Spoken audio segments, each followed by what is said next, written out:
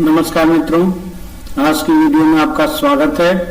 आज हम एनसीईआरटी के क्लास 6 चैप्टर नंबर 2 से ये मैटर लेकर के आए हैं। ये क्लास विज्ञान कक्षा 6 इकाई 2 से है। इकाई 1 आप पढ़ चुके हैं। इकाई 2 में हम अपने आसपास की वस्तुओं को देखेंगे और वो पदार्थ का रूप है और पदार्थ में क्या क्या गुण पाए जाते हैं। इस वीडियो में इस पर चर्चा होगी मित्रों।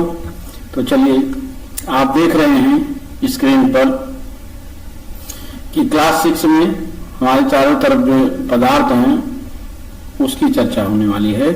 और ये जैसे TET, C TET, super TET, UPSC, UP triple SC, Bihar, जहां भी परीक्षाएं हो रही हैं उनकी दृष्टि से बहुत इंपॉर्टेंट है हुए। तो चलिए मित्रों, चलते हैं अपनी क्लास पर।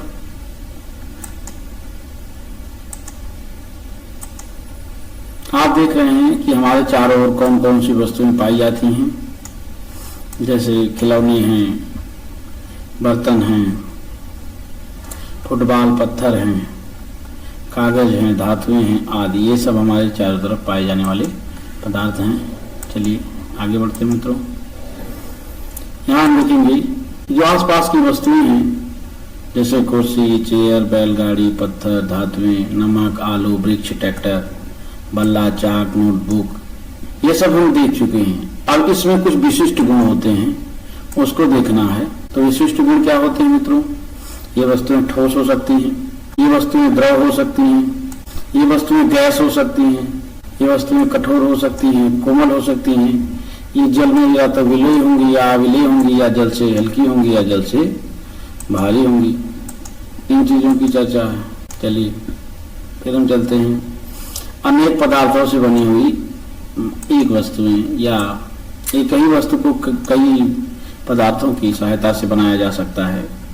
जैसे इस्पात, कांच, प्लास्टिक, लोहा से प्लेट का निर्माण किया जा सकता है, बर्तन बनाए जा सकते हैं, कवर बनाए जा सकते हैं। जैसे लकड़ी से कागज, कागज से नोटबुक, पुस्तक, समाचार पत्र, खिलौने आदि का प्रयोग हम कर सकते हैं। ये क्रियाकलाप में है। इसमें एनसीईआरटी में क्रियाकलाप बहुत ही इंपॉर्टेंट है और क्रियाकलाप देख करके ही हम सीखते हैं, अपने घर पर प्रयोग कर सकते हैं। चलिए आगे है मित्रों। कुर्सी, बैलगाड़ी की पहिए और बैठने के स्टूल, सोने के लिए तख्ते, ये सब जो लकड़ी और लोहे की मदद से निर्माण किए जा सकते हैं। तो इनको भी हम जान सकते हैं यहाँ पे। फिर आगे बढ़ते हैं मित्रों। आगे हम देखते हैं कि क्रियाकलाप दिया गया है विभिन्न पदार्थों, जैसे क्रियाकलाप 3 में कि गत्ता है, तार है, जो भी वस्तुएं हैं उनको बीच से काटिए। तो अगर उसमें चमक उत्पन्न नहीं होगी तो वो चमक क्या कहलाएगी? ध्रुत कहलाएगी। और ध्रुत युक्त चमक या चमक युक्त जो भी पदार्थ हैं काटने पर दिखते हैं उन्हें क्या कहते हैं? धातु कहते हैं। जैसे सोना है, चांदी है, लोहा है, ये सब धातुएं हैं। चलिए मित्रों आगे बढ़ते हैं। आगे मिलता है हमको पदार्थ के गुण। पदार्थ में कौन कौन से गुण है? पदार्थ कठोर हो सकता है बनावट की दृष्टि से, संपीड़ित करना कठिन हो सकता है। पदार्थ कोमल हो सकता है, संपीड़ित करना आसान है जैसे रुई, स्पंज। और अगर कठोर होगा तो लोहा, लकड़ी, पत्थर। जल में विलय हो सकता है जैसे चीनी, नमक। जल में अविलय हो सकता है जैसे बालू, लकड़ी की बुरादा, लोहा का चूर्ण। पदार्थ रुक्ष हो सकते हैं, फाइबर युक्त हो सकते हैं। तो ये सब पदार्थ के गुण हैं मित्रों। अब आगे हम पढ़ेंगे कि इनके अलावा तरल में कुछ पदार्थ ऐसे हैं मिलते हैं, कुछ ऐसे हैं जो नहीं मिलते हैं। तो कौन मिलेंगे? देखिए स्क्रीन पर दिया गया है आपके सामने। सिरका है, शहद है, ये सब जल में मिल जाएंगे, जबकि घी और तेल जल में नहीं मिलते मित्रों। तो ये चीज भी हम देख सकते हैं। आगे आप देखेंगे कि कुछ गैस ऐसी है जो जल में मिलती है और बहुत सी गैसें जल में विलय नहीं हैं। तो जो मिलने वाली गैस में प्रमुख है ऑक्सीजन, जिसकी सहायता से पेड़ पौधे जीवित रहते हैं और जीव अपना श्वसन क्रिया पर आरंभ करते हैं। या श्वसन क्रिया के द्वारा ऑक्सीजन की प्राप्ति करके स्वयं को जीवित रखते हैं। आगे मित्रों हम देखेंगे कि कुछ पदार्थ ऐसे हैं जो द्रव में तैरते हैं और कुछ पदार्थ ऐसे हैं जो द्रव में तैरते नहीं हैं। तो तैरने वाले वो हैं जो अपने भार के बराबर जल विक्षेपित कर देते हैं, वो तैरते हैं। जो अपने भार के बराबर जल विक्षेपित नहीं कर पाते हैं वो नहीं तैरते हैं, उत्प्लावन का नियम कहता है। और अगर हम देखें प्रयोग के रूप में तो जल में डालने पर प्लास्टिक, लोहा, लकड़ी, ये सब कौन तैरेगा कौन नहीं तैरेगा। तो जैसे सूखी लकड़ी डालेंगे तो तैरेगी, लोहा डालेंगे तो डूब जाएगा, और वहीं देखेंगे प्लास्टिक डालेंगे तो भी तैरेगा। लेकिन कहीं कहीं हम देखते हैं कि लोहा, पत्थर, कील डूब जाता है। किस अवस्था में कील तैरेगी? कोई नाव देख लीजिए आप, हजारों कीलें लगी होती हैं लेकिन वो डूबती नहीं है। ये प्रश्न बनता है क्यों नहीं डूबती है? क्योंकि उनसे बनी जो नाव होती है उसमें देखिए ऐसे बीच में वायु होता है, और वो जब जल में जाती है तो अपने वजन से ज्यादा जल क्या करती है? बाहर फेंकती है, इसलिए नाव नहीं डूबती है। और जो कील होता है वो जब जल में डाला जाता है तो अपने भार के बराबर वो जल बाहर नहीं फेंक पाता, इसीलिए वो डूब जाता है। तो अपनी शारीरिक बनावट के अकॉर्डिंग भी हम जल में कुछ वस्तुएं देखते हैं, कभी डूबती है तो कभी नहीं डूबती है। चलिए आगे बढ़ते हैं। हम आगे मित्रों पढ़ेंगे कि पारदर्शी गुण होता है कहीं कहीं पदार्थों में और कुछ पदार्थों में पारदर्शी गुण नहीं होता है, मतलब आर पार दिखाई देते हैं।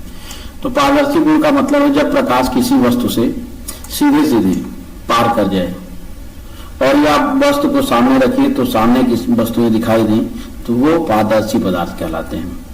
जैसे कांच हुआ, वायु हुआ, प्लास्टिक की वो बोतलें जो दुकानों में रखी जाती हैं जिनको हम आसानी से देख सकते हैं, वो हुई।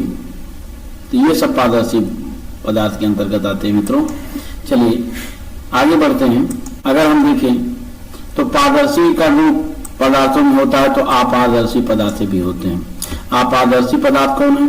वे पदार्थ जिनसे प्रकाश सीधे सीधे बाहर नहीं जा पाए, और या हम उसको अपनी आंखों के सामने रख करके सामने की वस्तु को नहीं देख सकते हैं, तो वो पदार्थ अपारदर्शी पदार्थ कहलाते हैं। जैसे लोहा हुआ, लकड़ी हुआ, लोहा और लकड़ी मित्रों, ये जो है अपारदर्शी पदार्थ कहलाते हैं। इनके अलावा भी मित्रों पारभासी पदार्थ के बारे में यहाँ एनसीईआरटी में चर्चा हुई है। पारभासी पदार्थ क्या कहलाते हैं?